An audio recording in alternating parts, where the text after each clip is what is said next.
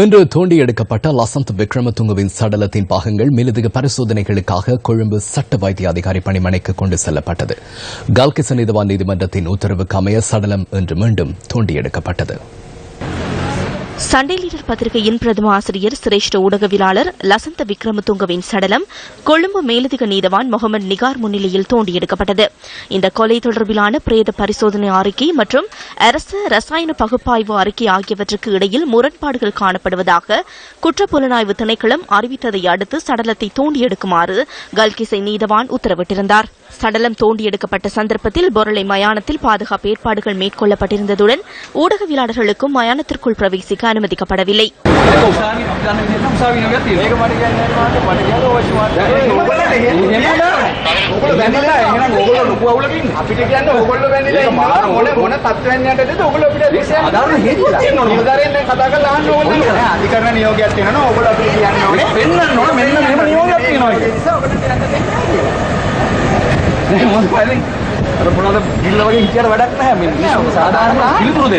இதேவேளை drone camera ஒன்றை பயன்படுத்தி மயானத்தின் காட்சிகள் பதிவு செய்யப்பட்டதால் சடலத்தை தோண்டி எடுக்கும் பணிகளுக்கும் இடையூறு ஏற்பட்டது.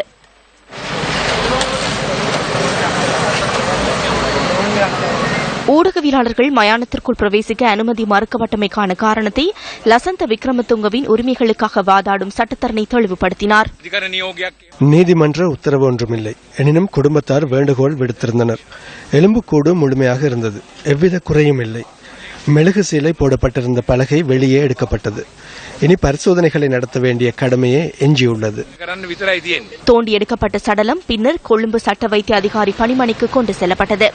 கல்கிச நீதவானின் உத்தரவிற்கு அமைய 3 சட்ட வைத்திய அதிகாரிகள் உள்ளிட்ட மருத்துவ குழு முன்னிலையில் பிரேத பரிசோதனை முன்னெடுக்கப்பட்டு நீதிமன்றத்தில் அறிக்கை சமர்ப்பிக்கப்பட உள்ளது.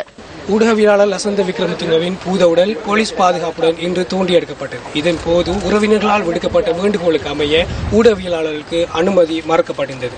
இதன் பின்னர் இன்று காலை 11:45 மணி அளவில் சட்ட வைத்திய அதிகாரி அலுவலகத்துக்கு பூத உடல் கொண்டு செல்லப்பட்டது. பின்னர் ஊடகவியலாளருக்கு லசந்த விக்ரமதுங்கவின் பூத உடல் அடக்கம் செய்யப்பட்ட இடம் பார்வைக்கு அனுமதி வழங்கப்பட்டிருந்தமை குறிப்பிடத்தக்கது. நியூஸ் செய்திகளுக்காக எஹியா அர்க்கம்.